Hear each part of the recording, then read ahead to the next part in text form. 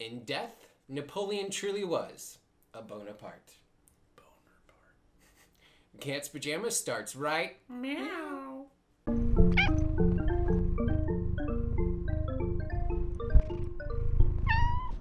Welcome back, everybody, to another episode of Cat's Pajamas. I'm Aaron. And I'm Nick. And today we are going to discuss the tale of Napoleon's penis. Ooh. Ballsy. You're already interested, I can tell.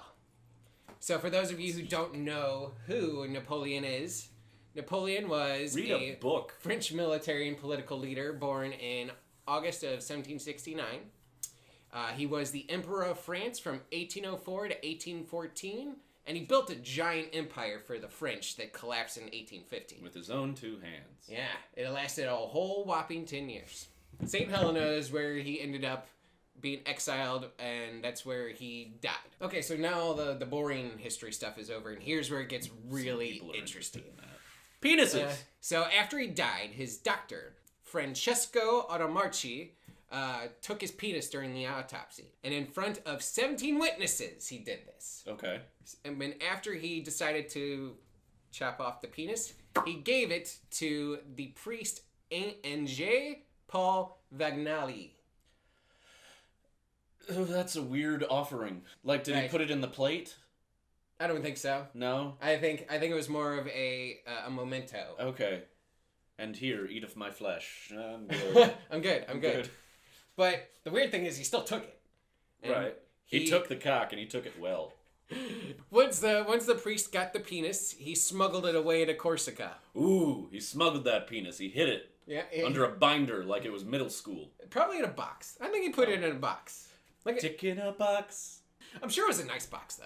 I bet it was one of those, like, really maple... shellacked and very nice. I don't think it was just, like, any it wasn't regular box. It probably had some nice ingredients on it. It was just like a matchbox.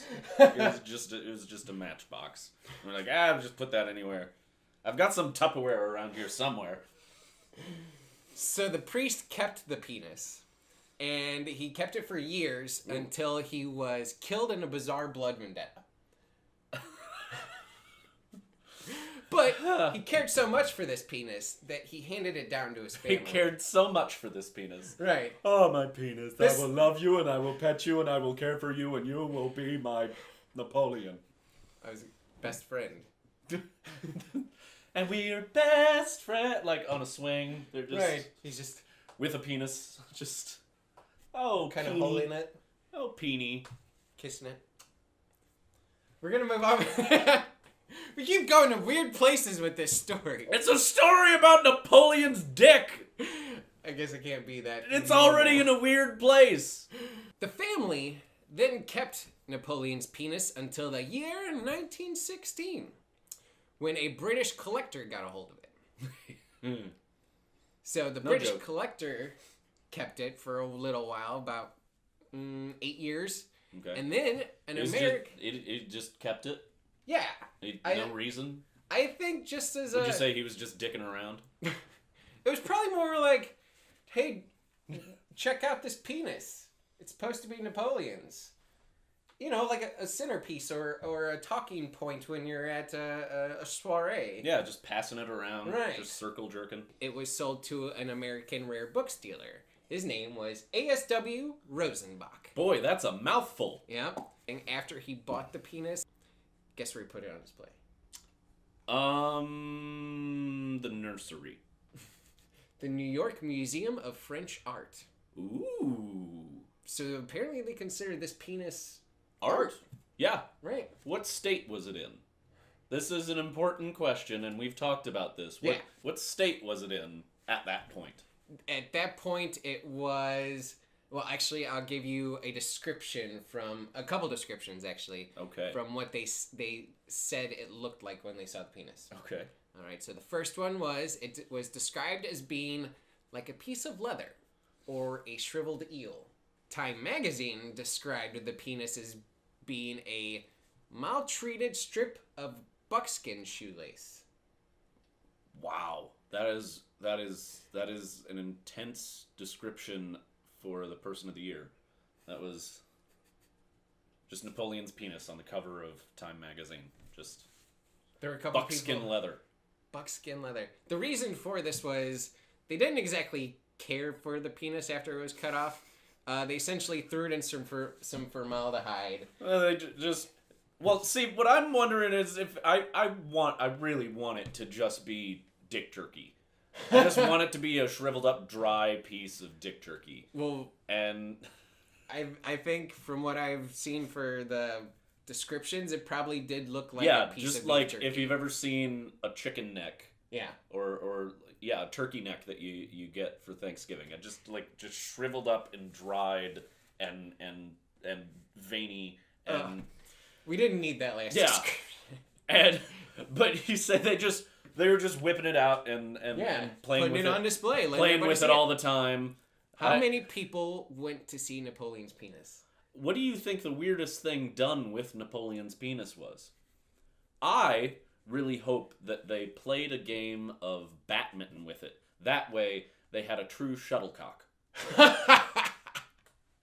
My first thought when I pictured it was they played like hot potato with it. Look, you take it. Yeah. You take it. No, I don't want it. And whoever got stuck with the penis won. Well, you're out. Well, I'm just going to take this penis with me. You have to go play with Anne Boleyn's vagina. Because we're weird people and these are the things that we spend our money on. Moving on. The penis had taken on quite a mythic status. It was kept in a little leather presentation box, and it had been dried out in the air. It had been put in formaldehyde, so it was... It was dehydrated, rehydrated. Now, do you think if you dropped some water on it, it might have just, expanded? You have to make sure it never gets wet. It's just like a gremlin, and don't feed it after midnight. Just a bunch of Napoleon penises start popping up all over the place, and then they turn evil. I don't think it... I'm picturing penises crawling on you. Ah!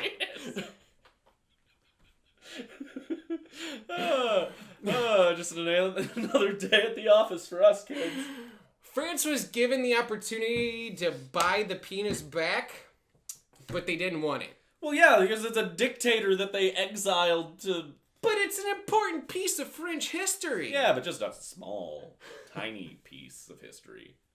But it had big hopes and dreams and aspirations. Right. In fact, the French even, they're like, that's not Napoleon's penis. So they denounced that this was Napoleon's penis, and they just shunned it. They shunned his penis. They're like, you think you've got Napoleon's penis, don't get a big head. The penis made its rounds for quite a while. This mythic penis. It was a very mythical penis. It's until... like a one-eyed, one-horned, flying purple people eater. Isn't that what that song's about? Yeah, it's about penises. That's what I thought, like a purple penis. People eater. It made its rounds until the year 1977, when Star Wars was released. It's a good year. Yeah. When Dr. John Lattimore purchased the penis for $3,000. Okay. Mm-hmm. And the funny thing was, he was a urologist. Right. But he didn't buy the penis because he was a urologist. He bought it because he liked collecting really strange relics. I think he partially got it because he was I mean, you have interest in that because who else wants Napoleon? People were obviously interested in Napoleon's penis, or it wouldn't have been put on display at a museum. Rich folks, you are weird. Among these strange relics that Dr. Lattimore possessed, he also had Abraham Lincoln's blood-stained collar. Okay. He was just the collar? Just the collar. Not the shirt? No, not the shirt. Just the collar. Okay. Yep. Hey, I don't want the whole shirt. No. I bet the whole shirt was probably pretty expensive, but just the collar. Yeah, just the little pointy bit. That was more affordable. Yeah, just the little pointy bit, just the tip. He worked on John F. Kennedy's autopsy as the coroner. He acquired a bit of upholstery from the car that he was assassinated in Dallas. Okay. So again, not like a full swatch or the seat itself. Right. Just a small little patch. He was very interested in... He didn't need big things. He just wanted the little stuff. Right. But he did seem very interested in famous penises, though. Yeah. I mean, JFK's penis was pretty famous. He didn't take JFK's penis. No, but I think that was the through thread. of all that. I think he was like, he probably did the autopsy and was like, damn, that's a nice penis. I want to know what that sat on. And you mean what sat on that? And then with Abraham Lincoln, what got him hot under the collar. Napoleon's penis is rated number 6 in the top 10 famous stolen body parts. Okay. Number 1 was Santa Claus's bones. Napoleon's penis actually traveled more of the world than Napoleon ever did. And the piece de resistance about this penis is... The penis de resistance. It was only an inch and a half. Is that not? Well, that's all the time we have for today. Thanks for watching. Make sure to like and subscribe. I'll see you next time.